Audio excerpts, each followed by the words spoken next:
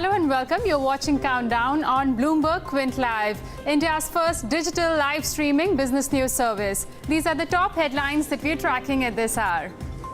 It's a weak day of trade for the markets. The Nifty trades above the 11,000 mark. PSU banks lead the decline, with the index being the top sectoral loser for the day.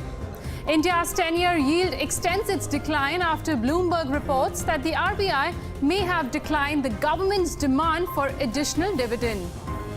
A one-off charge on US tax loss leads to Dr. Reddy's missing its bottom line estimates in the third quarter. Maruti Suzuki is the other Nifty company scheduled to report its earnings later today. And the US dollar falls the most in 10 months after comments from Treasury Secretary Steven Mnuchin that a weak dollar is good for the US. Okay, let's bring up what the indices are looking like. This is, of course, what's coming up on Countdown. We'll have a management interaction with Pidilite and KEI Industries and a couple of others, but I'll make it very, very quick. The Nifty about 1/3% lower, so ahead of expiry there's a bit of weakness there, and the heat map should come up on your screen. Very quickly, just show you the flavor. It is a fair bit of red on the screen, keep that in mind. As you can see, the red has overtaken the green, and IT is down, SBI is down, so that takes the PSU index down, and UPL is down about 3.5%. And we'll just get to Yash in moments from now after Pradeep does his mid-cap check. But this stock has underperformed on the top line and the bottom, on top line and the margin front, and which is why the stock is down about 3.5% in trade. But Yash will talk more about it. But just looking at the flavor, otherwise, I think Vedanta and a couple of commodity names seem to be doing okay. Volumes would be higher than what the average is, but that is to be expected because it's expiry day. So the F&O volumes will certainly be much higher than what the average volumes are. But having said that, while this is the picture of the large caps, the mid caps present an interesting space pocket as well, because a lot of winners are seeing some profit booking in the session today, isn't it, Pradeep? Definitely. If you look at it, all in all, there are several names that you can spot on the green side as well, but there are equal number of losers, and interestingly, one sector that is banking, where you can spot both gainers and losers, but I'll come to that in a while. Most interesting gainers are the ones which have come out with good numbers. So look at L&T Technologies, which is doing quite well. Look at Bharat Bijli, which is holding on to the higher levels and has found further buying interest. Then look at Bike Speciality and also Hotel Leela. So hospitality sector is once again in focus in today's trade. There are a whole host of names, but I have picked up just two that figure among top gainers. Fertilizers and Chemical Travancore is yet another stock which has moved up by around 7-8% when I checked it last. Well, banking sector that I was talking about, look at UCO Bank. Now UCO Bank was up around 6% when I checked it last, 6 or 7%, almost 5% still. But this is one of the weakest bank along with IDBI and all. But compared to that, look at Indian Bank, which is the best managed PSU bank, and that one is down 5.5%.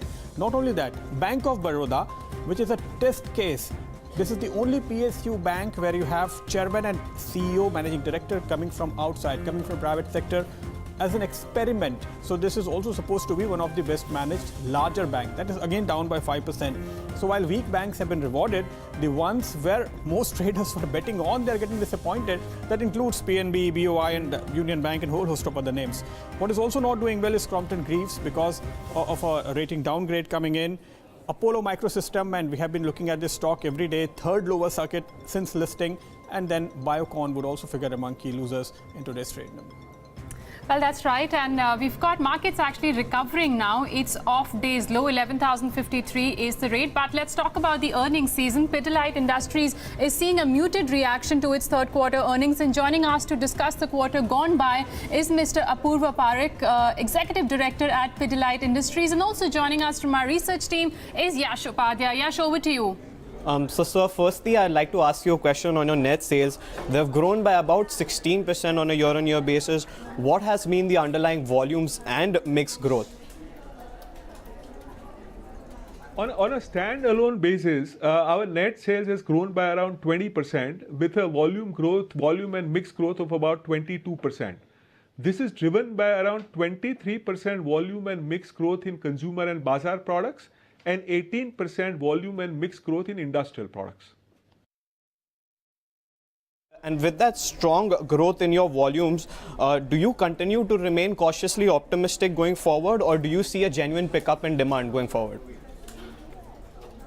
We see, steadily improving economic environment. So that's what our current position is. So do you continue to remain cautiously optimistic? We have not really given out any guidance of that nature, but generally yes, we are always cautiously optimistic. Okay, on your margins front, the EBITDA margins have seen a significant expansion in the consumer and bazaar segment. What would have driven that? Have you taken any price hikes? So strong sales growth has helped EBITDA margin. Sales growth is the biggest factor as far as EBITDA margin goes. So 20% sales growth with a higher sales growth in consumer and bazaar has helped the profitability of that segment.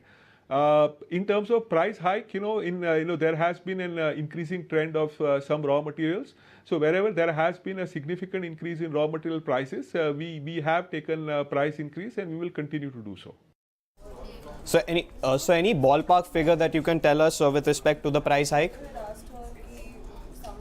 There is no ballpark figure. As you know, we are a very multi-product, multi-segment kind of a company. So price increases are very different. It depends on product. It depends on the type of raw materials that are used.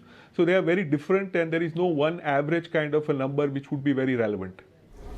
The industrial products revenue too saw a significant growth in this quarter.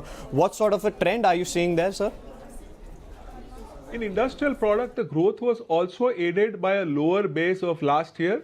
In addition, in industrial products, some of the orders which should have come into Q2 got pushed to Q3. So that also helped improve the growth rates in third quarter. As far as industrial segment goes, also we see steadily improving economic environment. And hence, so that is what makes us cautiously optimistic about growth in industrial segment as well. So what is your outlook on the VAM prices? They have run up quite significantly. VAM prices have strengthened, and they are likely to further increase in the coming quarter. However, some of the increase of VAM prices have been mitigated by strengthening of rupee. So we are closely watching the VAM price, but currently they are expected to strengthen a bit more in the coming quarter. So also any update with respect to the performance of IKEA, Pidilite and the manufacturing plant that you were going to be setting up in Gujarat? IKEA Pidilite manufacturing plant is likely to come up in next few months, which is going to be in Jambusar in Gujarat. Currently in IKEA Pidilite, we are very committed to expanding the distribution and setting up the infrastructure and setting up the team to help the future sales growth. Just to follow up on that, what sort of an investment would you be taking on? It's not a very significant investment as compared to the size of Pidilite. So, we are doing appropriate investment to set up the manufacturing facility and other resources that the company requires. But it is not that material to the size of Pidilite. And finally, sir, on the recent development that you would be acquiring a majority stake in CIPY, by when do you see this acquisition getting completed, and what would be its contribution to your overall top line on an annualized basis? We expect that the acquisition, expect that the acquisition of 70% stake should be completed by around end of February. It is subject to completion of certain condition precedent. Once that happens, hopefully by February end, the acquisition should be complete. The top line of that company is around 100 crores or so. But we believe there is a significant potential in this segment, and we would be working at growing this company's sales. Okay, thanks for that, Apurva. So that was the management of Pidilite Industries. Back to you guys. Thanks a lot, Yash, for bringing in that. That was Pidilite. Well, the numbers were pretty much muted on back of the volume growth was not so good this time around. But let's switch focus back to markets and pull up the intraday chart of Bank Nifty. It's right now in the green. Remember, Bank Nifty at one point of time was seeing cuts of almost 1% today, and you've got some support from the private banking space. So the likes of ICICI, Axis, HDFC, Kotak, all of them have been trading in the green. Plus, you've also got the PSU Banking Index that's off day's low. It's still down 3 to 3.5%, but it is off day's low. Well, talking about the January series, it's been a great start to 2018. And if you look at the series in absolute terms, the kind of gains both Nifty and Bank Nifty has seen, Nifty is up over 600 points, Bank Nifty is up over 1900 points for the series. And remember, this is the best series that we've seen since March 2016. The other good news is that the India VIX today has tumbled nearly 4 to 5%, so it snapped gains of last 5 trading sessions. Also, if you look at the options data, what that is indicating where the expiry could take place, 11,000 to 11,100 is the broad range that we are getting, but 11,100 should be the resistance at least for today's session. In terms of stock futures, Infibeam has been doing well, and today is not the day when Infibeam is doing well. In fact, yesterday also, remember, in the second half, the counter saw substantial gains, so up almost 6%. And remember, it's up for the 5th straight day. We've seen good cash volumes for this counter. In the last 4 trading sessions, at least, the cash volumes have been going higher for Infibeam. We've seen some fresh long positions being built up when it comes to the February future. So watch out for this counter. NCC is the other one which is in focus. The QIP has opened today, and on back of which we had a gap up opening coming up for this counter. On the future side too, there has been some fresh long positions which are building up. The spot right now trades with gains of nearly 4%. Those are the January futures there on your screen, but the build up has actually been seen for the February futures. Okay, so that's really what's happening in terms of activity. In moments from now, we could actually even talk about the commodity space, and we probably get in Peter McGuire as well to talk about what's happening at that end of the market. I was just interested in, I mean, it's just been an interesting day for PSU banks in particular, isn't it? I mean, we're all talking about how could it be buy the rumor, sell the news. So maybe that is one factor, and maybe the other factor is that the market is disappointed that the weaker banks have gotten more capital and the stronger ones haven't, which is quite contrasting to what was said earlier, that the deserving ones will, or rather the banks which have, I mean, you know, it will go as per what the banks have done. Yeah, I mean, better managed banks. Yeah, excuse me. Thanks for correcting me. Yeah. So right from finance minister to finance secretary to RBI governor, when it's not actually his job, to be very honest, because RBI governor is a regulator, but he doesn't decide who gets how much capital. But even RBI governor came out and said in one of his post-policy press conferences that the deserving banks will get more capital, and there will be a full package that will determine better performance and all that. But at the end of the day, none of those criteria are being followed. Actually, if you look at it, I think this step is very realistic, because these are some of the banks, and as we have maintained, for a long time, 25% gross NPA or 15-20% net NPA means your entire net worth has already been wiped out.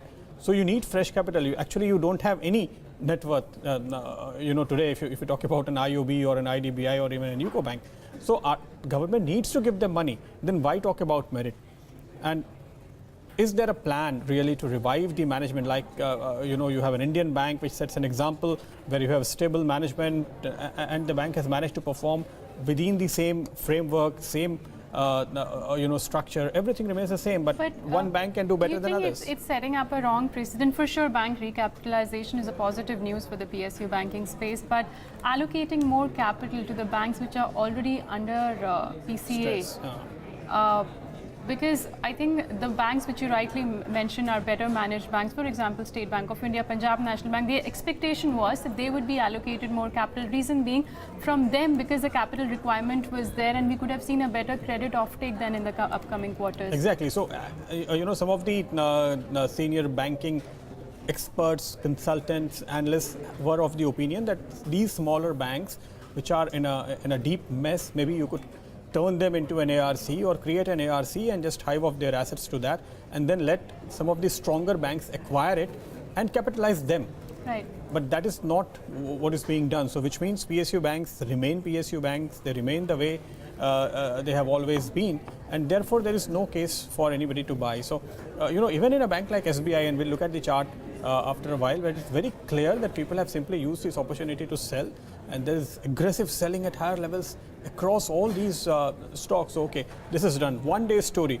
Bank recap we thought was a 3-year bank resurgence story. The rallies always fizzled out. No, it's just one day. Yeah, but well, as we said, 9% leading into this move for SBI, and it's given off 4% from that gain already. Okay, Let's talk about some good numbers that came out. KEI Industries, the December quarter profits went up 50% to 39 crore rupees. What have been, stock may be off today because of really what's happening in the markets at large. But let's talk about the quarter. What are the key contributors to healthy profit growth, and how is the top line looking like? Joining us on the show is the Chairman and Managing Director, Mr. Anil Gupta. Mr. Gupta, good having you. Thanks so much for joining in, and congratulations on a good quarter. Is this what you had budgeted for at the start of the quarter, or has it also seen some movement because of a low base that may have been due to the previous quarter getting impacted by demonetization? No, it's not that. In the last year also, we were never impacted by any demonetization. We had no impact. So it is a normal budgeting which was done. Hello? आवाज ही चली गई. We can hear you, Mr. Gupta. Hello? Yeah, no, it was a normal budgeting which was done. So nothing is no impact of demonetization or a low base. It's a normal growth we projected in the guidance we gave the last year itself. Okay. So how does this set you up for? So yeah. No, please carry on. No, we have just a brief. We have achieved a sales of 888 crore in the third quarter, and which is with a growth of 24% compared to the same period last year. And the profit after tax is 39 crore against 25.8 crore achieved last year. So the profit growth is approximately 50%. These are the a few numbers. Yeah, you can now ask anything specific. Mr. Gupta, could you give us a word on with regard to the debt which is there on the books? Because I was just looking at the trend with regard to the finance cost that's been coming down. So have you repaid any debt, and what's the outstanding debt which is there on the books? See, outstanding debt on the books is 700 crore, which also includes around, it is mostly working capital debt with little bit of, long-term loans. The debt reduction at the end of March 2017, it was around 850 crore. Now it is 700 crore debt on the books. So that there is some reduction. And moreover, for higher, higher turnover, we have not borrowed more. So that is the impact, as you can see, on the finance cost. Could you also take us through the segmental performance? How did the cable and the stainless steel wire business perform during the quarter? See, our cable business has performed out of this. Actually, I don't have the segmented results at the moment, but we have the EPC division. EPC division has done a additional sale of around 147 crore out of this, and stainless steel wire division has done a sale of 29 crore. So if you subtract it from the total, that comes with the cable. Okay, so let's talk about what could be the scene on the quarter ahead and the outlook for FY19 as well. You were on record, I believe, saying that you want to expand your B2C and your institutional business. How does that shape up in quarter 3? What will it look like in quarter 4? And how is FY19 looking like? We expect to grow by around 23 to 24% overall in the whole year. So far as retail is concerned, we have grown 40% in B2C in this quarter compared to same period last year. At the moment, it consists of 33% of total sales coming out of B2C retail business, and our aim is to grow it to 40% level in coming 2 years. Okay. This 24% growth numbers, I mean, between 20 and 25, whatever the number is, Mr. Gupta, is this factoring in the enhanced cable capacity and the fact that you are looking to enter into new markets? All of those positives that are taken into place, or this is pure play, for a lack of a better word, organic growth that you will see and any increase due to newer markets will only add on to that number. How will it be? See, the growth in this year, as we have said, that around 24%, this has factored in the, all the new reach through the retail, export markets, export growth, as well as the, enhanced capacity, which is reaching almost 90-95% level, capacity utilization. We are also adding new capacity by adding a new plant in our company, which will be operational by May 2018, with a capex of around 50 crore rupees, which is coming up in Bhiwadi, actually in Pathredi, which is near Bhiwadi. Okay, and I'm guessing because you are sufficiently leveraged, or rather your debt equity, I presume, would be sub 1. You will not need to raise any equity fund capital in order to fund any of your expansions. If at all, you'll probably take on some more debt. Yeah, at present we have no plan to take any do any fundraising from the market. Yeah, if need be, we will take some more debt. Okay. Fair call, Mr. Gupta. We'll leave it at that. Thanks so much for taking the time out. Congratulations on a good quarter and all the best for the quarters ahead. Well, that's KEI with their thoughts on the quarter and the outlook ahead. 24% odd growth in FY18, FY19, northwards of 20%. I think the market is pricing in about a 20% CAGR for the next 2 or 3 years. Yeah, I guess the stock's done pretty well in the last 1 year itself. I think it's up. If you could just pull up the 1 year chart, it will tell you exactly how much returns that we've seen. Last when I checked, it was somewhere between 180 or something. Yeah, 185. Ashish Kacholia holds almost 3% stake in the company, Neeraj. Yeah, and I remember, I think 2014 was when there was some bit of stress in the markets. This stock was available at some 15, 16 odd rupees. So from there, it's been a rather robust. 16 odd rupees. Yeah, 16 odd rupees if I'm not wrong. If you pull up the 5-year chart, you will see, I think it's moved on from maybe 15 rupees to about 400 currently.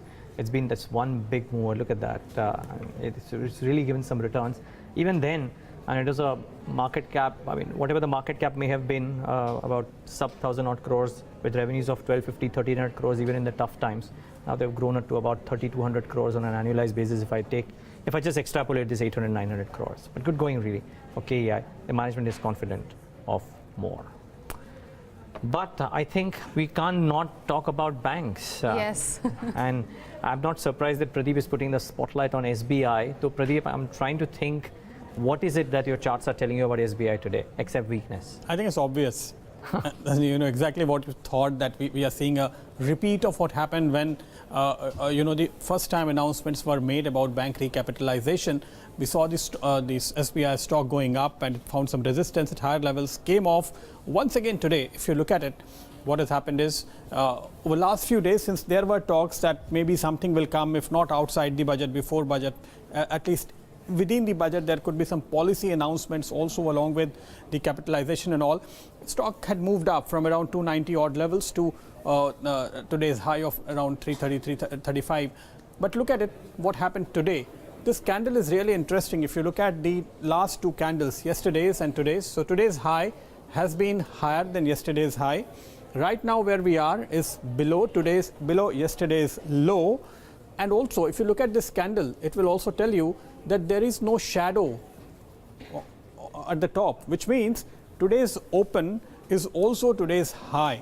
And when you see this kind of a candle, it's called a Marubozu candle in a technical parlance, and it's simply telling you that right from the word go, there has been selling, intense selling, and stock has completely failed to recover, once again back to those higher levels. And if you look at these 2 candles, it will tell you a complete, bar reversal, a complete engulfing if we close around these levels for sure. So that is a definite sign that, what charts are telling you is sell now and go away, because the stock has stopped out. If you look at oscillators also, and I have put stochastics here, this has again given you a bearish signal because the indicator has broken below the moving average that you plot here. So both price and oscillators are giving a clear sell call on SBI today. Would this be largely the scene for a clutch of other PSU banks as well, Pradeep? Definitely, if you look at those charts also.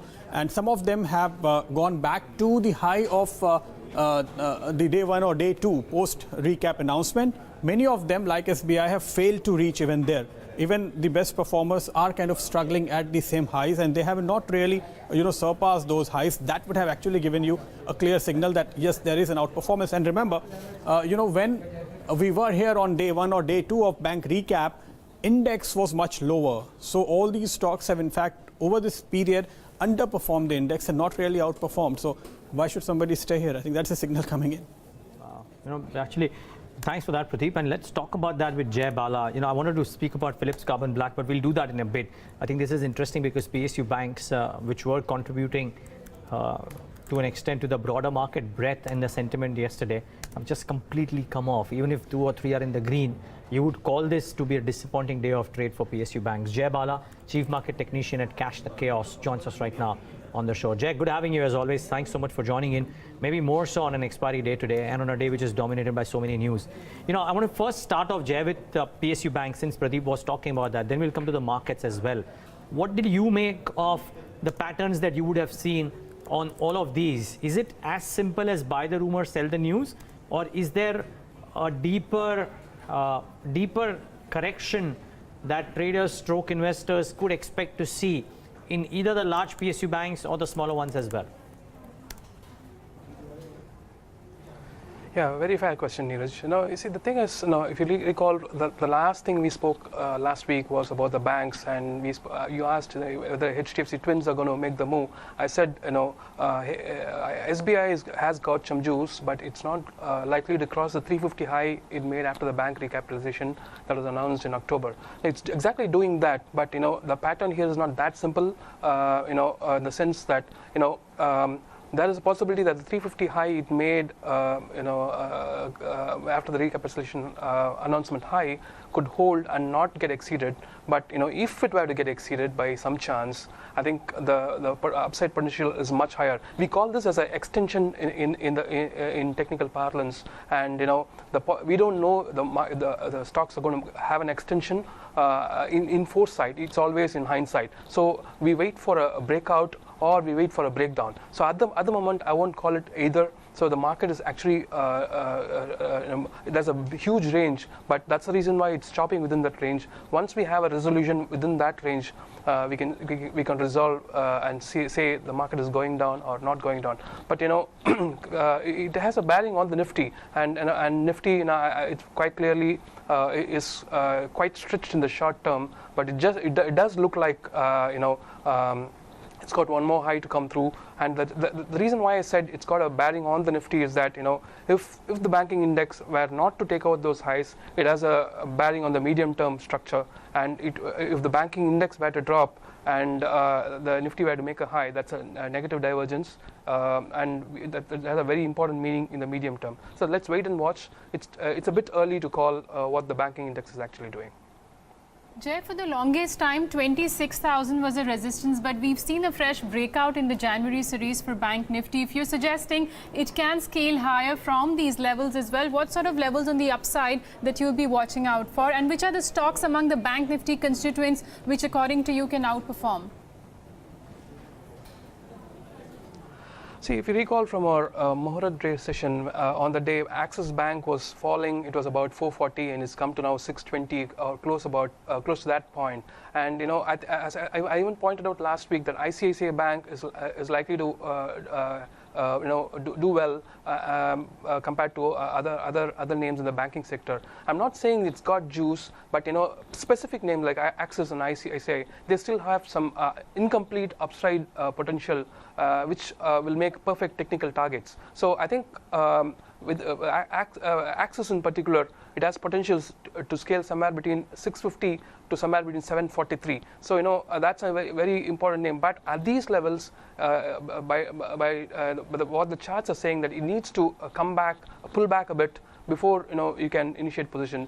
So at these levels, these look like elevated risks for me. So if you already have a position in these names, I'll hold on to it.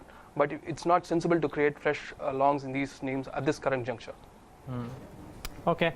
Let's talk about specific stocks then before we get in Vishvesh, Chauhan as well. Jay, what are the ideas that you're giving out at this hour for the benefit of our viewers?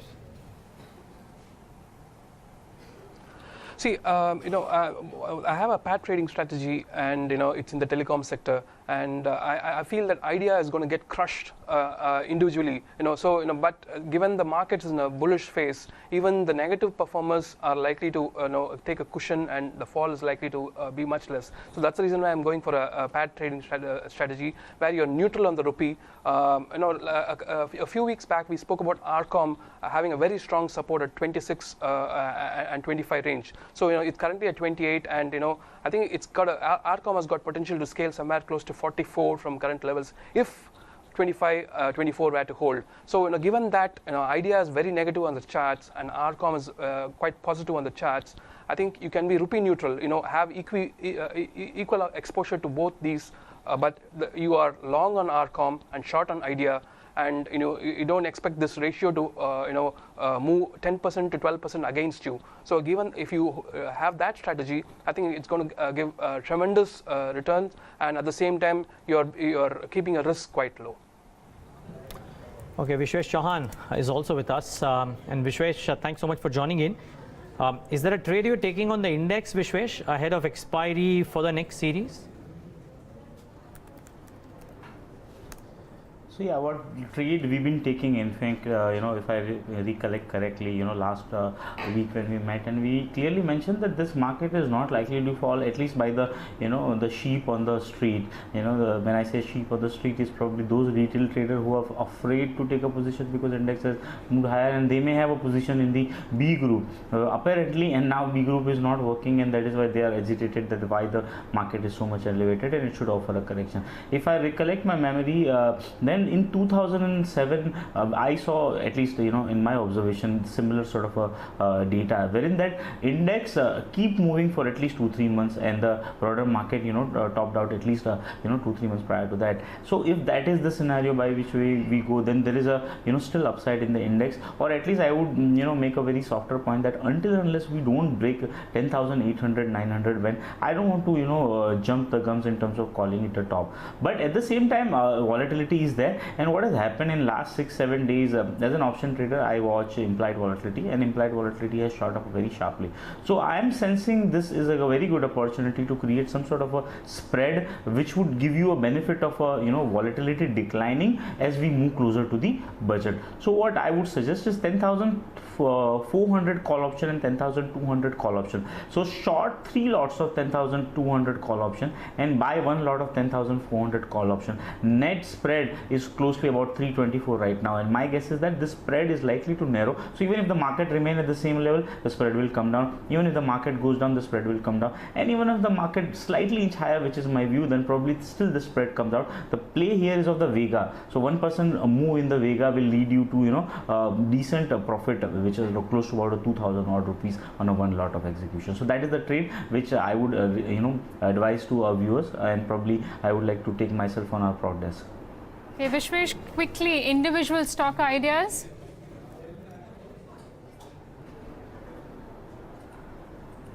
I guess in a very shorter term, if I have to focus on an index, then probably I would try to stick with the large cap. And in the large cap also, the kind of move we are seeing today in Adani Enterprise, or for that matter Coal India, I think there's going to be much more upside when you're talking about this large cap. So I think Coal India around this levels can still make sense for the 330, 340 target, because it's in heavyweight. At the same time, it's a high dividend yield stock, and probably it is going to give you that sort of a cushion if the market falls. So I think with a stop below 280 odd, I would like to go ahead and probably create some fresh longs in the coal area. Okay.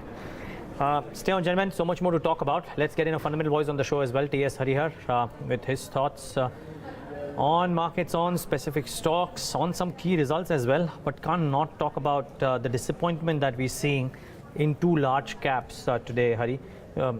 We've spoken about banks enough. We'll talk about them too. But did you have a chance to look at the UPL results? Not exactly, but I know. I think what I understood from what I've seen of the results is that probably the kind of traction they're looking on the, I think the agro business that has not really come in. So I think we'll have to wait. What are the good announcements that come in the budget? Because the budget is likely to be fairly positive as far as the the agrochem sector is concerned. There is also a worry that Latin America, which is a big market as far as UPL is concerned, I think that has underperformed largely because of weak oil price. And a lot of Latin economies, including Venezuela, Brazil, they are dependent on oil price. So I think that has also been a reason for the performance. But we would still wait out for the budget. Let's see what good announcements come in and then take a view as far as the price is concerned. There was a bit of a build-up too ahead of the numbers. To be honest, there's a bit of a sharp pullback that we're seeing. Volumes too much higher than what the 10-day average would be for UPL. The AVAT function would have told you that the volumes have moved up substantially higher than what the 10-day average is for UPL. The other bit, of course, Hari, is what's happening to State Bank of India. I think State Bank has been a little bit of what I would say a kind of a mystery, because it seems to have all the pegs in place. There is a recap that has come in, a fairly large allocation. I think among the non-PCA banks, actually SBI has the highest allocation, but some of the bank doesn't seem to be getting traction. I think there are worries that there could be a problem as far as the SBI's global operations are concerned, and that seems to be one worry that is kind of plaguing the bank for quite some time. And especially if you look at the text of the announcement made by Mr. Rajiv Kumar yesterday, there is a very clear requirement that most of the banks who want to get funds via recap will have to do two things. One, they will have to size down their expansion plans, and two, their global operations. So I think that is where there is some worry as far as SBI is concerned. I just want to mark few stocks. Pull up the intraday chart of Bharat Bijli. That surged 7% so far in today's session. It's also touched its fresh 52-week high. That's Bharat Bijli for you, though it's off day's high. And a couple of your sugar stocks have started inching higher. So pull up stocks like Dwarikesh, Dhampur, Uttam Sugar. All of them have seen substantial gains right now. Dwarikesh at day's high with gains of almost 7%. Dhampur Sugar is up just 2%, but yet it's off day's low as well. And you've got Uttam Sugar, that's gained the most actually. That stock's trading with gains of 11%. We were talking about UPL, but there are some select agri and fertilizer stocks, Zuari Global, Fact, NCL, all of them in today's session, I guess just in the last half an hour or something, have seen some gains. So that's the intraday chart of Zuari Global telling you that there was some buying which just came in, and in fact for Fact as well. But talking about the other space, Maruti, Mr. Hariyar will be coming out with its numbers shortly. What's the expectation, and what's the expectation overall from the auto space? See, we again believe that there are two trends that are going to happen in this quarter. One, of course, the consumer-oriented auto stocks like Maruti. I think they would probably have a growth rate that is slightly lower than what we've seen in the past year. So that, I think, seems to be a kind of an accepted trend. The second, I think I'm looking more at the HCV space, especially companies like Ashok Leyland and Tata Motors. I think last quarter we did see some green shoots of recovery in this sector. And I think HCV and MCVs could actually be one of the surprising positives as far as this quarter are concerned. So I think that's what to watch out for. Consumer-oriented, I think, passenger cars, etc., the growth is going to be lower than what we saw in the last 1 year. Mr. Hariyar, have you had a close look at sugar stocks that Navneet was talking about? In fact, I was just checking out the prices in international market are not falling now. They corrected for 2 weeks and now stable. And therefore, Dhampur Sugar, for example, one stock, if you take it today, it's up, but it has fallen from 300 level that was seen in November to now below 200. So there's been a very deep correction, and this could just be, a dead cat bounce. See, I wouldn't call it a correction, because if you look at the movement of sugar prices, I think most of the sugar stocks are up about 7 or 8 times in the last 3 years. So from that kind of a high, if you correct about 20-30%, I don't think in perspective it's too large. So probably, as you rightly said, the last 3-4 weeks have been negative for sugar prices. So to that extent, I agree. Yes, it has not gone down well. But I think whether this is a kind of a bottoming out of sugar is something which I'm not too sure. At least the market seems to be believing that sugar prices are bottoming out. I'm not too sure. I think there still could be some kind of an excess supply or supply glut as far as the global sugar market is concerned. So we could be in for some more pain in the sugar space. Jay, besides IT, besides banking stocks which we've already discussed, the other pack which did well in the January series was the IT pack. The Nifty IT index has seen gains of almost 12 to 13%. But in today's session, we've seen some profit booking for the likes of TCS. Is there anything in this space that you think at current levels can be a value buy? If you Google, uncertainty is very best time to invest for an investor. We had published an article on Bloomberg Quint. About and that I had said IT sector is a contrarian buy when the Nifty IT index was trading at about 9,500. It's come to 13,500, and it's very difficult to find value at these levels. But what I can say is that the IT stocks. Based on the chart structure, is that it's coming into a pullback, and it needs a pullback, and the next pullback is something where someone can buy, but I would think that will be for the short to medium term, not for the long term. So you got to wait patiently on names like L&T Infosystems and Tata Elxsi, maybe even a Persistent, but you got to wait for a pullback. At these levels, I don't see any value. Look at the numbers. L&T Technology is up another 12% in trade. That they won another 50 million avionics contract is separate.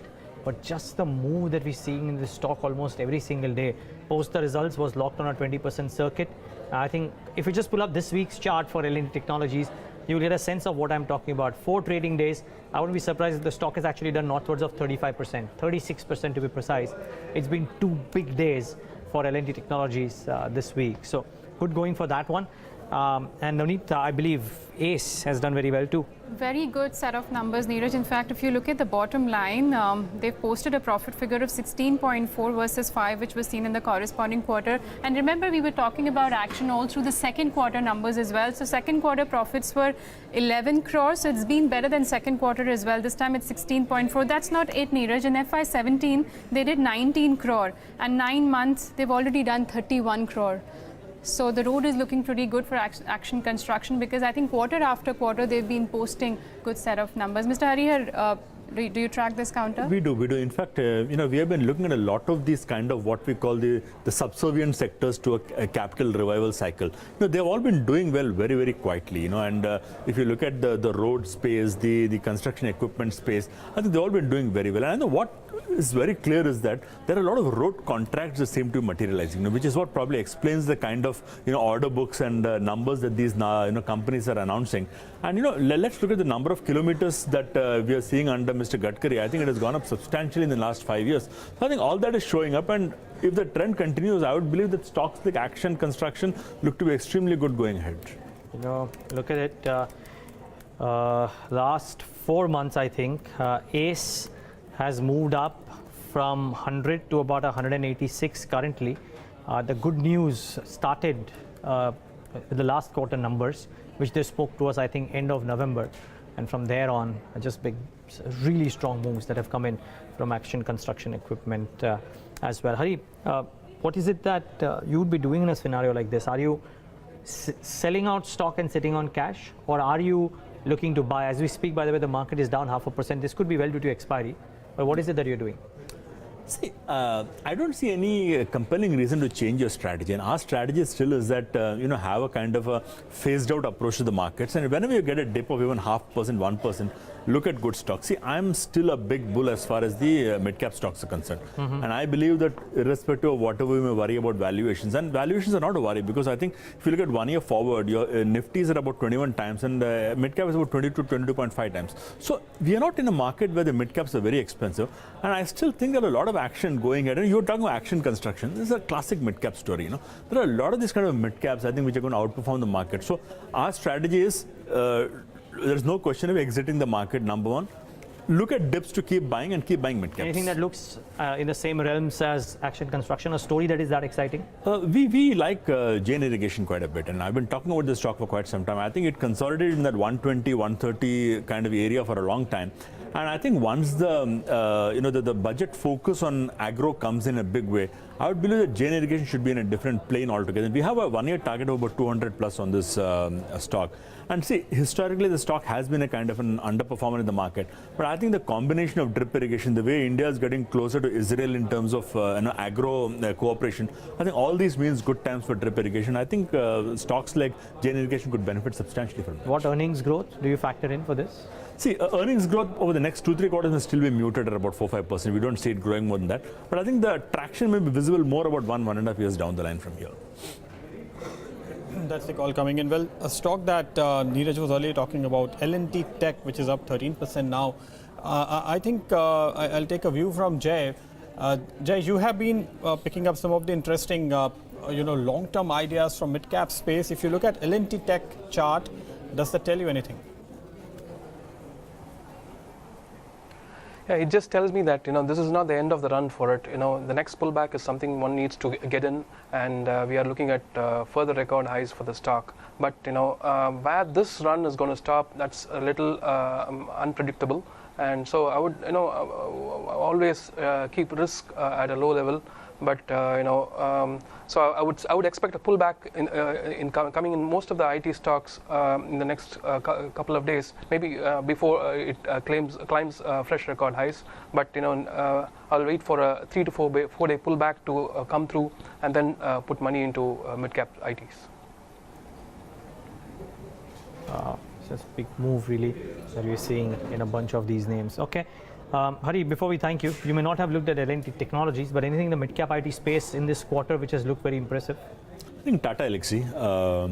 It's been an extremely impressive stock. We like the very specific space that they're in, more into automation of automobiles. And as I was saying last time, the way Tata Elxsi is evolving is that under the new scheme of things that Mr. Chandrasekharan is planning, Tata Elxsi could actually be the driving force of the entire digital initiatives of Tata. So we like the stock a lot. It's rallied quite a bit, I think from 800 to 1000 plus, but I think even at these prices it looks to be quite attractive. Great. Hari, good having you. As always, thanks so much for taking the time out and being with us today on Countdown on Bloomberg Quint. Okay, as we speak, UPL is down 6.25%. Vishvesh, Chauhan, any thoughts here? Can somebody initiate any kind of trade on UPL? See, I think if one is having a view of couple of weeks to couple of months, then probably it makes sense because the kind of pullback we saw, a pullback moved from a very critical level. Apparently, the fall was very severe, and after that, if you're falling from a 50% retracement, then probably I would not want to venture out purely from a trading perspective. But I think somebody is looking for an investment, then in my opinion, it does make sense. But for that, also the stop losses are long. So probably the best strategy in this environment is you wait for it to settle down. In my opinion, I think around a 760 740 zone there is a good support, and around those level if you see some buying coming in, then probably you want to venture out. Okay, so that's the view on UPL. The stock has of course maybe recovered a little bit from the lows of the day, but still down about 6% under a lot of pressure. And by the way, IT too is looking slightly wobbly. At least large cap IT has looked slightly wobbly in trade. Before we move full tilt towards the commodity names, Jay, Bala, if I can ask you anything on the large cap IT space that may be in for a trade. And the reason I ask this to you is simple, because a clutch of these large cap IT names have completed a move. I don't know whether there is wave 1 or wave 2 in an eventual rally, or if there is a rally in the first place also or no, which is long term in nature. But anything in the large cap IT pocket that looks interesting from a trade, long or short, whatever?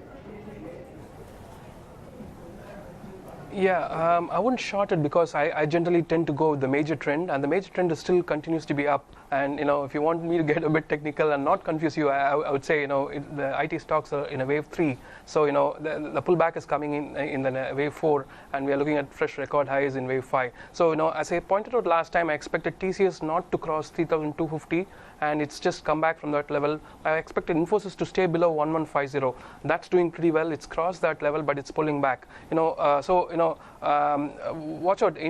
Both these names are looking good. They are slightly exceeding the expectation, and a pullback, say another 4-5%, will be interesting. And I expect support to kick in for these two names, and probably TCS is likely to take out that resistance at 3250 I mentioned last week.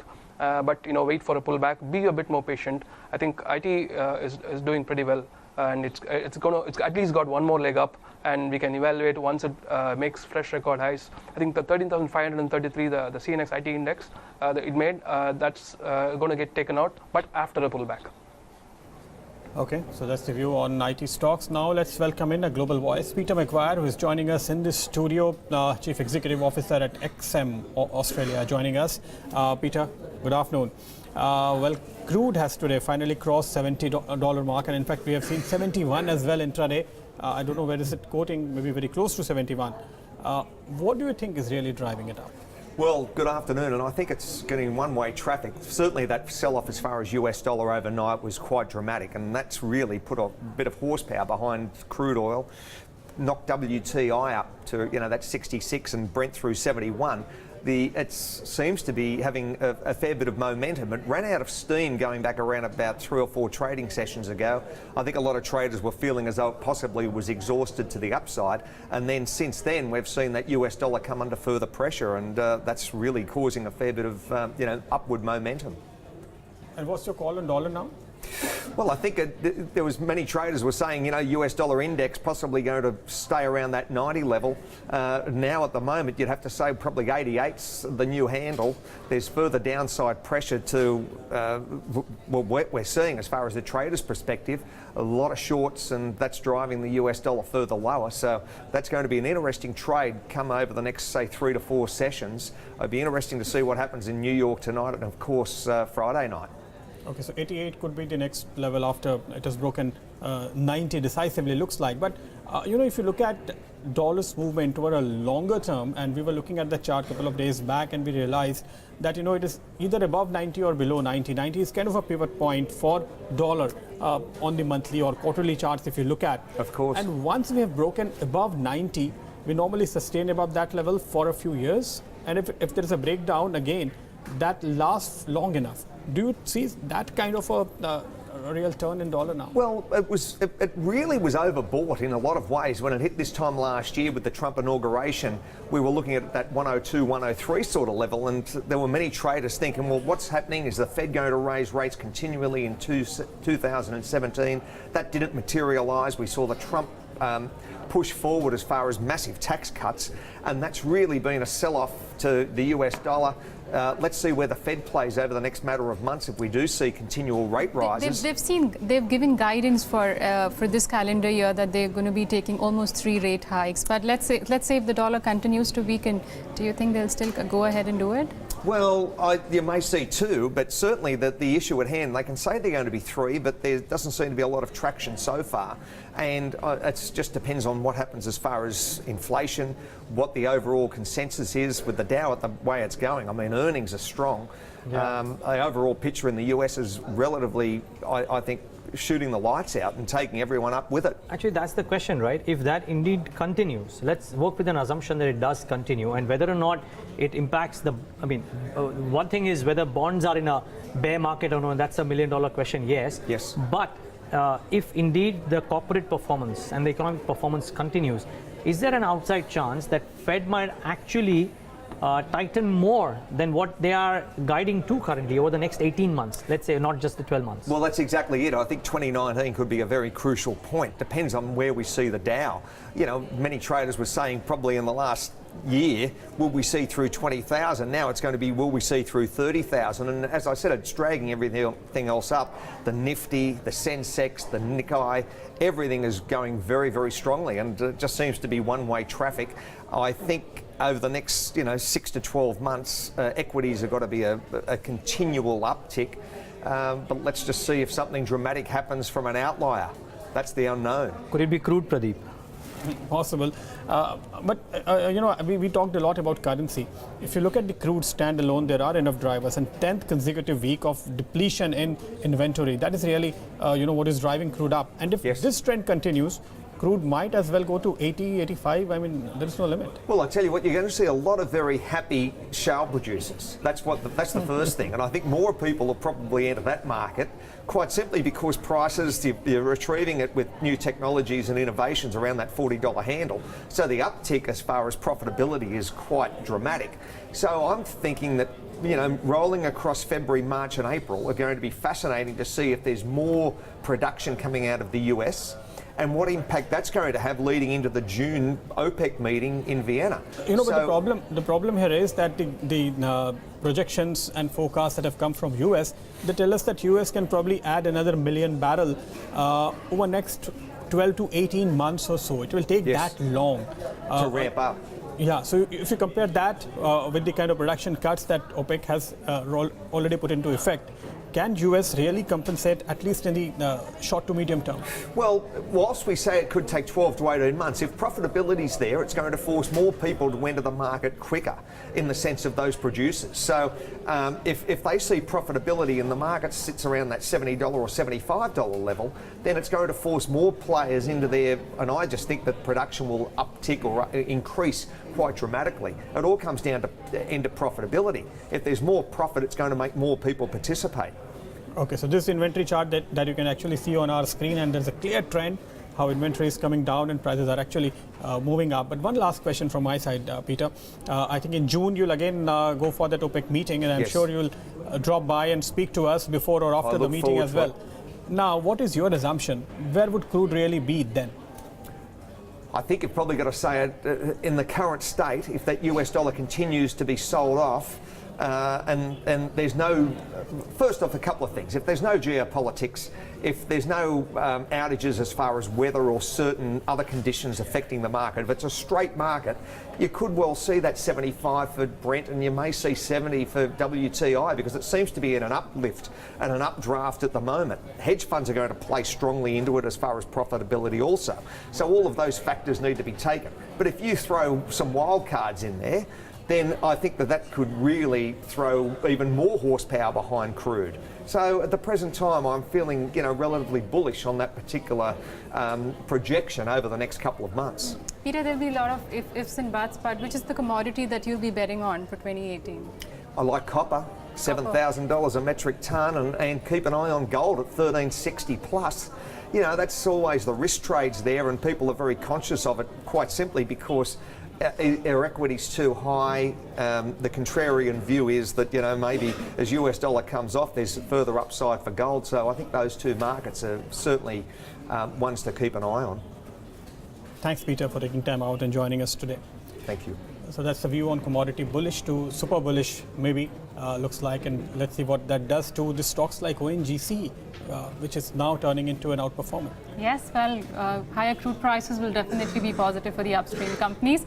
Well, on that note, we'll slip into a short break here and count down. On the other side, we get you the Fab 4 stocks of the day, and at 3:15, we get you what the dealing rooms are recommending. Stay tuned.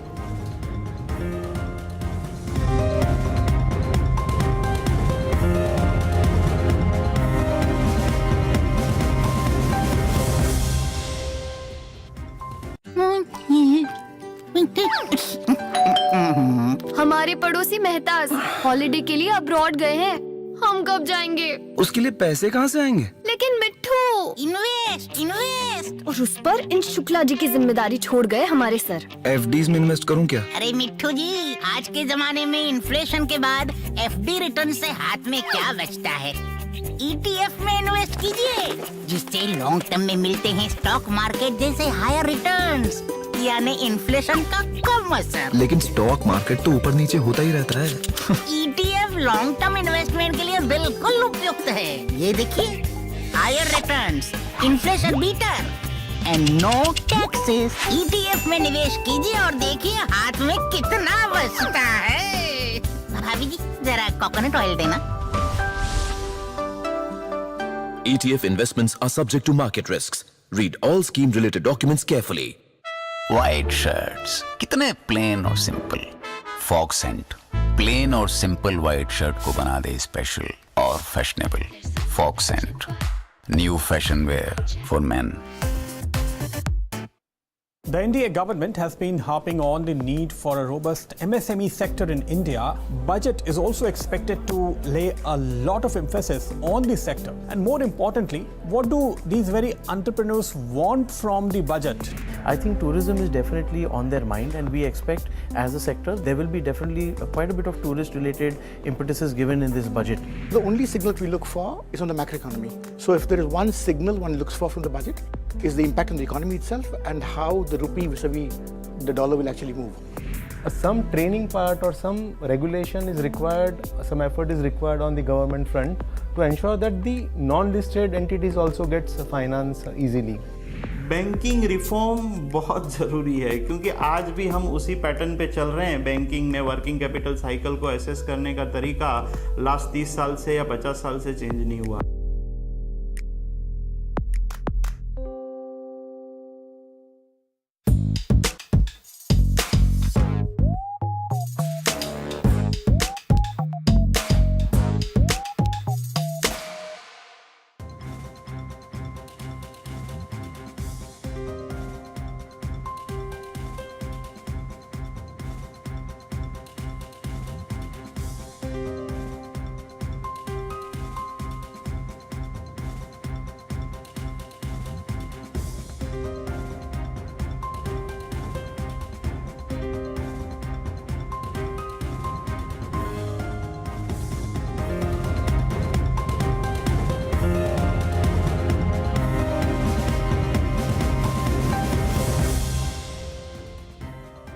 Welcome back. You're still watching Countdown, and well, just half an hour more to go for the markets to close. And clearly, the bulls seem to have defended the 11,000 mark in today's trading session. Remember, the day's low was somewhere about 11,009, and what a recovery it has been. Remember, there was a lot of put trading that we've seen over the last few sessions around the 11,000 mark. So clearly, looks like the put writers will once again make money in today's trade. But besides that, one more stock which is doing well, and that's Omix Auto. Remember, we spoke to the management also yesterday that stocks more than doubled just in this month. It's up over 100%. Omix Auto today also is trading with gains of as much as 8%. And Neeraj, you know what? We were speaking to the management yesterday, and if you remember, we spoke to Subros.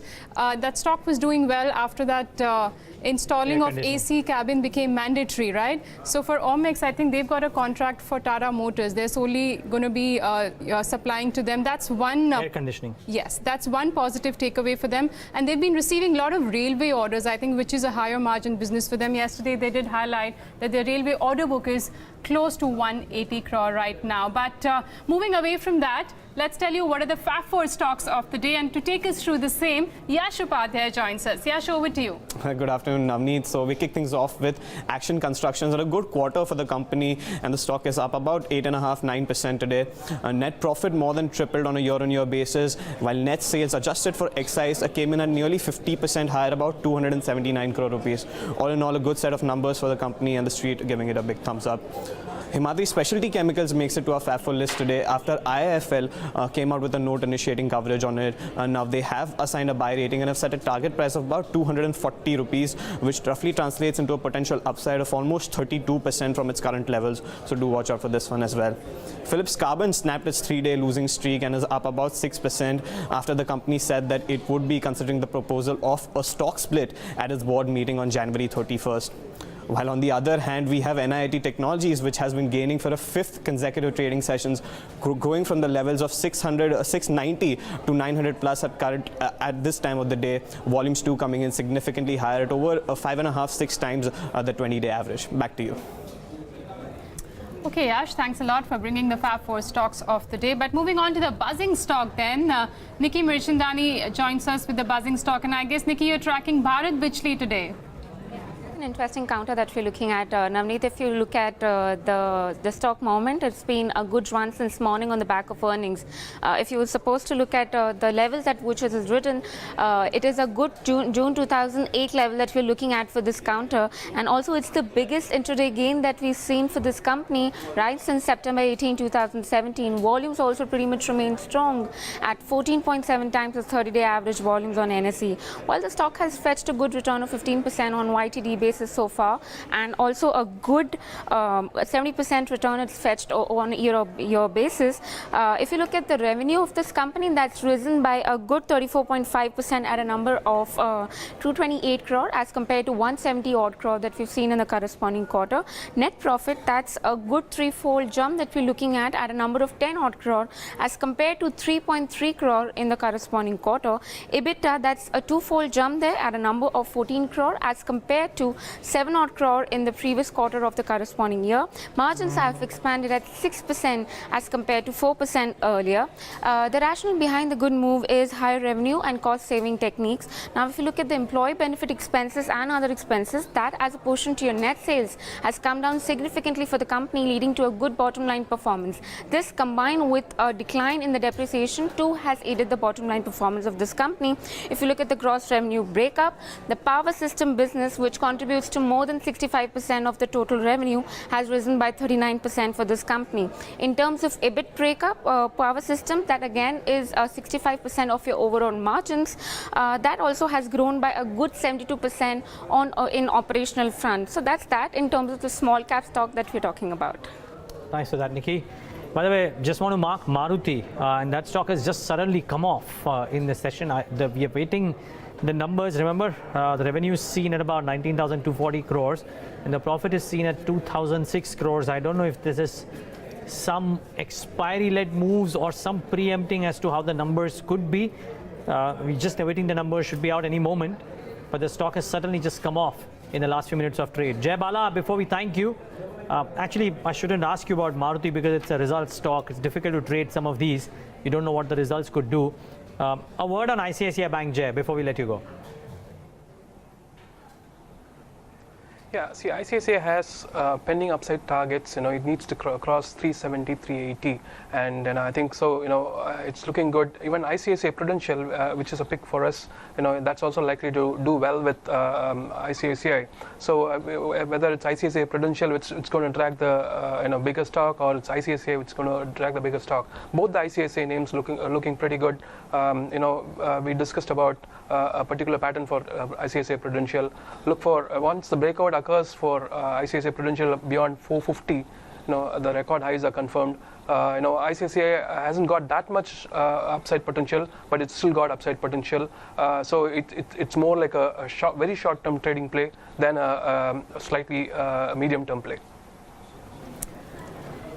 All right, Jay, we'll let you go on that note. Thanks a lot for joining us today and taking us through your technical views on the markets. But looking at the markets, we are almost going to turn in green, 11,080 on Nifty. Let's see if the expiry can happen around the 11,001 mark, 100 mark. Remember, we were saying that for today's trading day, at least on the expiry day, 11,100 could be the resistance, but clearly the bulls are back and we've seen a great recovery of almost 75 to 80 points. And as we speak, Bank Nifty is now trading in the green. Financials only. So HDFC Bank, in fact ICICI Bank too now trading at the high point of the day. But look at HDFC Bank, that is contributing. There is strength in Kotak Bank too, and that one too has moved up in trade. But typically when HDFC Bank would tend to move up, you probably have those gains coming in. Add to that, ICICI Bank, by the way, is now up 3% at 363. So really good going. Expiry moves maybe, but Vishvesh, any thoughts here? Private banks, ICICI, Kotak, HDFC? See, I think somewhere you have to understand that this market is led by financials, and my guess is that from here on, Bank Nifty is not going to give up very easily, for the simple reason because it has underperformed the Nifty for quite some time, for almost 2-3 months, and now when it is moving, and it is moving by the stocks which were not participating earlier, like ICICI and Axis Bank. So my guess is that this move is definitely going to continue, and against all expectation, I think you may still see much higher levels. Now the only hesitation, probably in my opinion, what maybe is we are going into an event, and as we approach to an event, probably there may be some volatility, but overall my view is pretty bullish for the market right now, at least from a large cap perspective. Some divergent moves being seen for the private banking space and the PSU banking space. As we speak, the Nifty Private Banking Index is up almost 1% and the PSU banking index is down as much as 5%. The Nifty Private Bank almost a day's high, actually 1.2% higher. Let's just pull up the PSU banking index as well. That's trading with cuts of almost 5%. That's a day's low, and that's after the news of capital allocation has come in for all these banks. But the other two counters which are not doing well, both result reaction, Biocon as well as Dr. Reddy's. If you could just pull up both these stocks, Biocon's down over 4% in today's trade, and Dr. Reddy's too is weak after a disappointment, it disappointed with its Q3 earnings. Vishvesh, if I could come to you, which one on the chart looks more weaker, where one can initiate a fresh short position? Well, I would say why short, why not long? So probably I don't want to short Dr. Reddy right now. I think with a 2400 stop loss, I want to buy a Dr. Reddy for the target of 2780 probably. Biocon is in a very, very strong uptrend, and probably this kind of a correction it has offered in the past, and it has turned out to be a very good long trade for that matter. So probably you can avoid a Biocon from a long, but I think Dr. Reddy to me doesn't look a short candidate at all. In fact, I would be a contrarian to you, and I would like to go ahead and buy. Okay. UPL is now trading at the lowest point of the day. Good time. No, not because UPL is down, but it's a good time any which ways to have in Mayuresh Joshi, fund manager at Angel Broking, joins us right now on the show. Mayuresh, okay, pardon my mention of choice of words really, but let me start off with what's arguably hurting on the from the Nifty components, and that's UPL is now down 7%. I mean, was the street expecting a bit too much? Arguably, yes, the numbers were below estimates. There's severe punishment meted out. I think that's the case, Neeraj, and largely again the consolidated margin disappointment is somewhere that is getting played out on the stock. But let's understand the large element and the larger picture here. With the market at $50 billion in 2016 and growing at a very steady clip with limited innovators, and when these products are going off patent, UPL with its integrated facilities, its geographical reach, I think that is going to hold it in good stead. Yes, I think the margin performance is something that the investors and analysts will ask for. But largely, again, I think it's a well-regulated industry, so the entry barriers are extremely, extremely high, both in terms of developing a molecule, having the research done on the same, and getting approvals. So to that bit, again, I think the long-term story probably stays intact. But looking at the numbers and the mood that the market is in at this point of time, and the volatility considering expiry day, I think the reaction is being seen on the stock. But the stock had run up as well, Neeraj. So let's also understand that valuations probably had become a little bit stretched. So any correction, I think, is a welcome move in the stock, provided the assumptions that we are working out with in terms of a top line 10% growth and an earnings 15% growth. If that holds true, I think any significant correction becomes a buying opportunity in this stock. Okay. Mayuresh, do you think today was an opportunity to sell PSU banking stocks? So afternoon, Pradeep, I think a large element of the discussion related to bank recap and so on and so forth, I think as the fine print came in yesterday, again a large element of the news is now out. So I think it's going to be more balance sheet related performance over the next few quarters, how they're basically able to improve the dynamics both in terms of asset quality as well as improve the credit metrics. That is going to be critical in terms of re-rating. So to the bit in terms of the capital adequacy getting shored up, the regulatory capital that is got infused into the banks, an obvious reaction was expected. But again, I think the kind of fall that we've probably seen, I think the markets were gestating that whatever comes through, I think the performance is something that will count. So again, I think from a dilution perspective, I think whatever is getting raised is obviously going to be very, very dilutive, specifically for a large of these small and mid-cap banks. And the dilution can be significantly below book. So largely, I think the kind of reactions that you've probably seen on the stocks within the large, small or mid-cap universe is probably mandated. But again, I think remaining extremely selective is something that we've continued within the PSU space.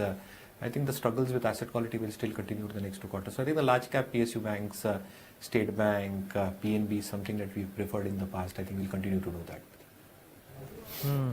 Okay. Stay on, Mayuresh. So much more to talk about. Sorry, were you making your point, Mayuresh? I thought I lost you there. Okay, fair call. I think he's made his point. I just lost Mayuresh's audio for a bit, so I thought his answer was over. Anyways, it's 3:15, so that time of the show in which we should tell you what dealing rooms are recommending in the session today and what is the buzz on the street. Yatin is here with his channel checks. And Yatin, one channel check is that Maruti's postponed its con call yet again. Yeah, it's the third time that they've postponed it. In today. Yeah, so they were earlier planning to host it at 2 o'clock, then it became 3 o'clock, and now it's finally 4 o'clock. It's rare, that Maruti doesn't come with results post-market. So I don't know what kind of results they will post, but clearly the share price is showing that there is some weakness on an overall basis. The stock is almost at days low when the market is recovering. Of course, that is speculation. But talking about United Spirits, that is one stock wherein dealers are quite negative on. In fact, after the intraday move yesterday on the positive side, we are looking at selling which is happening on the FI desk, and probably that is the reason why the shares are drifting down. Today, another 125 rupees lost. Dealers do expect some trading downside here as well. Also, watch out for Raymond. Of course, despite strong numbers, we have the shares which have seen some unwinding in the future and option segment. So dealers here also recommend a STBT kind of a strategy, which is sell today, buy tomorrow. So Raymond is something wherein dealers are expecting some downside. And watch out for Dishman Carbogen. This is one company wherein HNIs are expecting a 10 to 15% short-term up move. Okay. Well, many thanks for that, Yatin. By the way, speaking of United Spirits, it's dragging down that space along with it. I think Radico Khaitan had started off in the green sometime during the day. I don't know what it's doing right now, but some of the, that too was in the green, now in the red. Som Distilleries, which touched 295 2 days ago, is now trading at what, 260. So that's a 4.5% downtick for Som as well. GM Breweries is the other one. Extremely good set of numbers. You can argue that the others, you don't quite know what they did, but GM Breweries came out a very strong set of numbers. That stock too trading marginally off in the session. Mayuresh, what would you be doing this space, which, I mean, forget what it does in a quarter or two, but you all know the long-term growth prospects within this business. Does a temporarily weak quarter give investors a chance to check into these counters, or would you believe that that time is still some time away? I think the run-up was pretty sharp, Neeraj. And again, I think the entire story for all liquor counters in general have been the premiumization story. So I think the prestige and above brands for most of the players is what has been doing the margin expansion talks for them. And a large element in terms of the input cost, specifically the extra neutral alcohol prices, which have become very, very stable.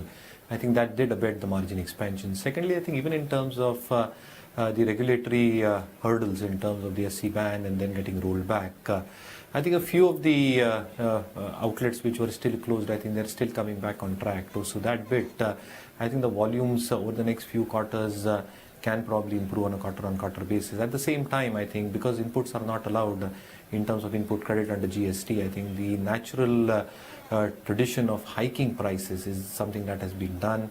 A few states did allow some price hikes to actually take place over and above this. So I think to that bit, even the realization growth and an EBIT upper case largely improved. But valuations were way out of whack, Neeraj. I think you pick out any counter. And yes, you're right. I think GM did post a good set of numbers. But look at the P multiples that all these stocks were trading with. So yes, I think a meaningful correction probably gives some amount of sanity for the sector as a whole, with the caveat that a lot of the states that are going into election probably do not have any other issues related to alcohol consumption. So again, I think would wait for significant declines. I would not venture into liquor stock, at least at this point of time. Okay, so that's the call coming in on liquor stocks. Well, around 10 minutes to go for today's close. Vishvesh, what would be your trading idea in last minutes, a BTST, STBT or something like that? I think difficult trade in my opinion because a long weekend is there, and somehow I feel that a lot of these stocks which has been fallen, they are now reaching to the support from where you can expect a bounce back. But at the same time, Pradeep, my sense is that the implied volatilities are not giving any indication as to whether the market is going to what is the expectation towards the budget. So it's very difficult to take a trade, but so in that case I would like to go with the safe bet in the market right now. So I think in the cash cash segment, there are a couple of stocks where I feel that there can be some sanity in the market fall. So probably stocks from logistics space I like, Gati and All Cargo. These are the couple of stocks I feel that not from an immediate perspective, but that could be probably the budget could be the trigger. But overall, the structure does suggest that that is where I'm seeing 10 to 15% upside. So probably not from an immediate tomorrow or next trading session, but a 10 to 15 trading session. I think Gati and All Cargo could two stocks I would like to suggest. Okay, Pulap, Hotel, Leela, Royal, Orchid. Once again, all these stocks are going up. EIH associated from the hotel pack, and we've seen on and off these stocks inching higher. Royal Orchid is up almost 7%, close to today's high. EIH associated is inching. That's EIH. EIH associated is the other one which is doing well. It's trading with gains of 3.5%. Mayuresh, hotel pack. We've also started receiving some brokerage reports on these companies. Do you see any value in any one of them? I remember speaking to the management of Royal Orchid a few days back, where they did highlight that the occupancy rates are now improving and the average room rates are also going up. No, so absolutely. I think in terms of even the number of arrivals, in terms of foreign tourists have increased significantly. And again, I think this is one very key season for the hotels industry as a whole. In terms of the organized hotel plays and number of rooms that are probably available, I think there is a long way to go for the hotel industry. Largely, again, I think even in terms of the average room rates, they are showing significant signs of improvement. Secondly, I think in terms of how an EV to key is placed at this point of time and the kind of rooms and the utilization levels across hotel properties in terms of occupancy rates, they're close to 65-66 odd %. So I remember I was discussing with Neeraj a few days or weeks back. Again, I think that 70% mark is very, very crucial, because as that threshold is crossed, I think significant amount of fixed costs that hotel companies probably incur on their P&Ls are very well covered. So that bit, I think that entire leverage story starts playing out. And on an EV to EBITDA, I think if you compare Indian Hotels to EIH, I think they are a little bit on the higher side. But my own sense is that as the dynamics change over the next few months and quarters, and as we cross across this occupancy levels of 70 odd %, I think it's a natural tendency for these stocks to do well. So yes, selectively I remain extremely positive on this sector, but Indian Hotels is something that I'll still continue to prefer. Vishvesh, what's your view on Adani Enterprises? If you look at the movement over the last few minutes, also this stock has inched up to new highs. So I think when the show started, Pradeep, the couple of stocks which I mentioned for the long from a large cap space was Adani Enterprise and Coal India. I think Adani Enterprise, the way it is moving higher above 200 odd level, that clearly has a surge sign, and probably if I'm reading it correctly, it is not likely to stop in the near term. So I think Bala would have been here, then probably he would have called a third or fifth in a Elliott wave language. So if you try to project that target, then 340 is what third or fifth is coming. So my guess is that 187 recent triple bottom, 3 identical lows continuous 3 days in a row, and post that you are breaking a swing high of 207, it's definitely buy with a stop below 207. You could expect a target of 240 odd. Yeah, India Glycols is up 8%. Just want to mark some names. India Glycols is up 8%. Vimta Labs is up about 8 odd %. Clutch of sugar names, by the way. Uttam Sugar, Thiru Aruran Sugar, and some of these are up and about. And Shakti Pumps is up about 5.5% in trade. So some stocks from the B group on the Bombay Stock Exchange are making their presence felt in trade. And of course, as we've discussed on the large cap end of the market, stocks like UPL which are losing the most. But I must say, SBI is now closing in at the lowest point of the day as well. So this one is not having a good run. Mayuresh, any of the PSU banks that if you had in your portfolio you would sell out of? I'm being very, very selective here, Neeraj. As I said, I think the large cap names is something that I'll continue to prefer. But even within the small and mid cap universe, I think Indian Bank is something that I'd preferred in the past, but the run-up has been sharp. And again, I think the improving dynamics in terms of asset quality is evident for everyone to see. And again, I think as they keep on improving these ratios and as credit growth picks up, I think that can be meaningful return on assets. And on a book value comparison, I think it's still quite cheap. Similarly, I think Vijay Bank, obviously the profits on the bottom line got dented because of higher provisions.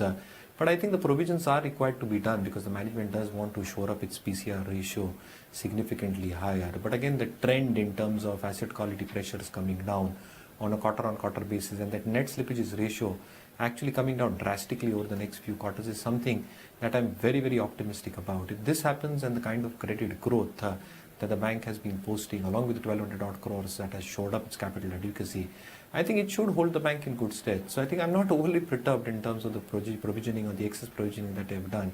I think it actually shores up their PCR, which is a very, very good sign. So yes, any decline onto Vijay Bank also becomes a good buying opportunity in my opinion. Okay, stay on, Jamin. So much more to talk about. We have final thoughts from both of you. But just before we do that, I think it's time to wrap up the day's trade, the week's trade as well as we head into the long weekend. But Navneet is here to start off with the indices and the large caps. And a flat close, Navneet, not bad.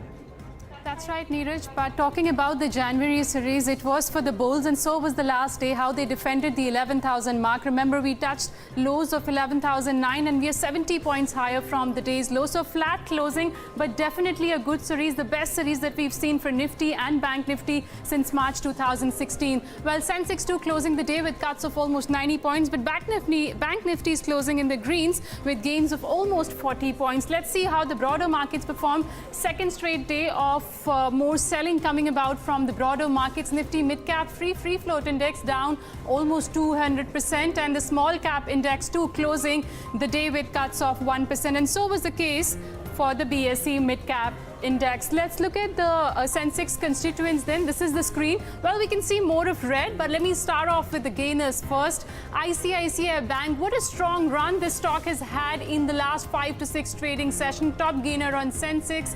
L&T is the other one. Coal India, Axis Bank. Clearly, today was the day for the private banks. We've got HDFC Bank, you had Kotak Mahindra Bank, Axis Bank, all of them, including IndusInd Bank, are closing the day in the green. On the losing side, you've got the PSU major, State Bank of India, cuts of over 5%. The other losers for the day were Adani Ports. Dr. Reddy's number disappointed the street, and you've got other heavyweights like ITC, which was down, and Maruti, ahead of its numbers, is closing the day in the red, Pradeep.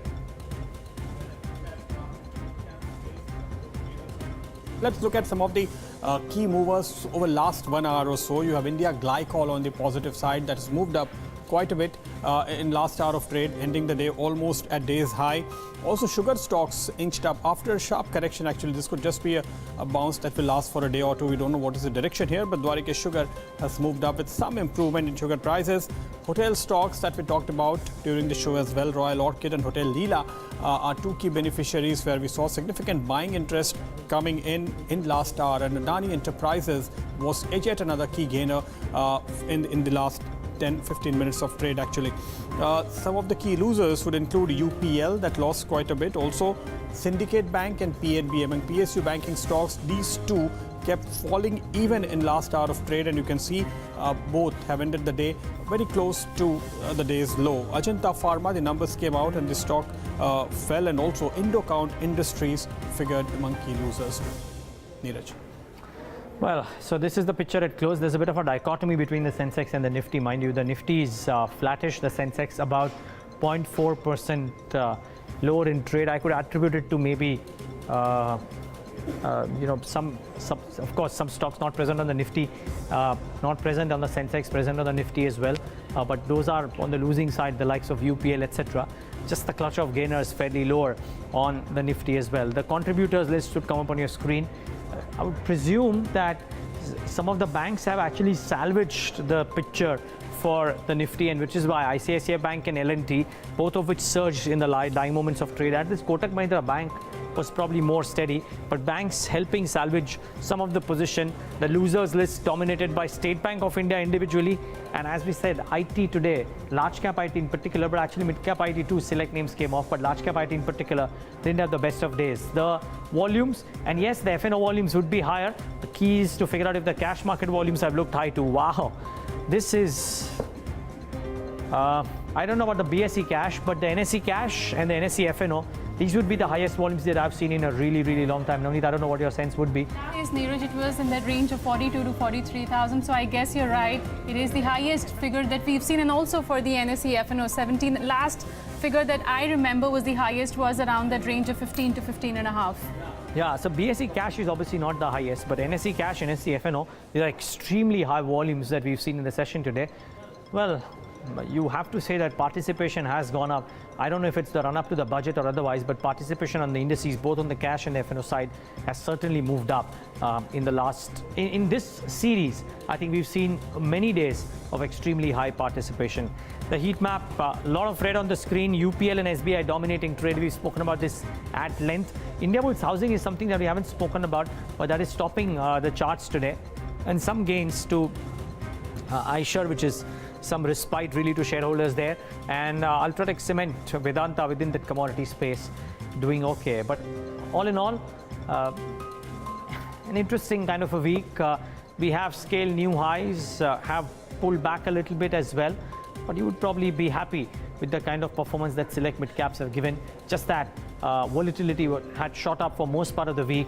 I'm guessing in today's session, India Wix would have just spared some of those gains. But final thoughts from our experts. Vishvesh, how does this set us up for the next week, considering that there could be some heightened volatility in the run-up to the budget? So I think the way markets have closed up, and if I see the volatility of Nifty has come down a bit, from 17.5 to 16.7, 58% rollover. And if I had to, probably see end of the day data as to what the market-wide rollover has been, probably my guess is that market right now is anticipating some sort of a movement in the index, that too also downside curtailed till 10,800 and upside could be 11,500. This is the range probably which is turning out from a next series perspective. And if I had to put a number to it, then probably what actually historically been the strategy around the budgets is probably shorting the volatility or strangle for that matter. So in the next series, Feb series, 10,500 put is the highest OI and 12,000 call is the highest OI. But apparently that is not what I would pay attention to, but 11,500 call option in my opinion. Now if you see the implied volatility of this strikes, put is around a 19%, 18.9, 19.3. That is something needs to be pay attention to. Traders are expecting large movement and they are ready to pay a premium. This is basically those insurance buyers who have a long cash portfolio. So my guess is that, like most event, post budget you may get some major movement, and if we don't break a level 10,800, my guess is that we are heading for 11,500 looking at the current setup and data. Okay, Mayuresh, closing thoughts from you? I think the market has exhibited a very strong move over the last few weeks, and whatever reason you attribute it to, I think strong liquidity is one of the main attributing points. But largely again, I think the way corporate earnings have panned so far and the expectations of a gradually recovery seen in corporate earnings is going to be a base point for the markets going forward. As I see it, I think the corporate earnings should show signs of improvement, not just from this quarter as is being evident from a lot of companies reporting numbers, but again Q4 should probably be even better than what Q3 is reported. So corporate earnings should probably give some amount of justification for the re-rating in the markets. The other joker in the pack obviously is going to be crude, but expectations are that largely crude should get contained by $70 odd. And if it's around that mark compared to what it was in the last fiscal at around $55 odd, I think a marginal uptick of around 0.3, 0.4 on the CPI is expected and some amount of pressure on the trade deficit and the fisc. But a large element in terms of divestments going through. And again, I think the budget announcements, that can be critical for the markets. So my own sense is that the markets will consolidate around the current levels. Any correction in the market, I think, is a welcome opportunity for investors to probably invest in good qualitative large cap stocks if they've probably missed the rally, which was very, very sharp over the last few weeks. All right, Mayuresh, as well as Vishvesh, thanks a lot for joining us today and taking us through your views on the markets. Well, with that, we'll wrap it up here on this edition of Countdown. But don't go anywhere. On the other side, we're coming up with a special edition of Ask BQ, where we answer all your budget-related queries, and the topic for today is insurance and savings. So stay tuned.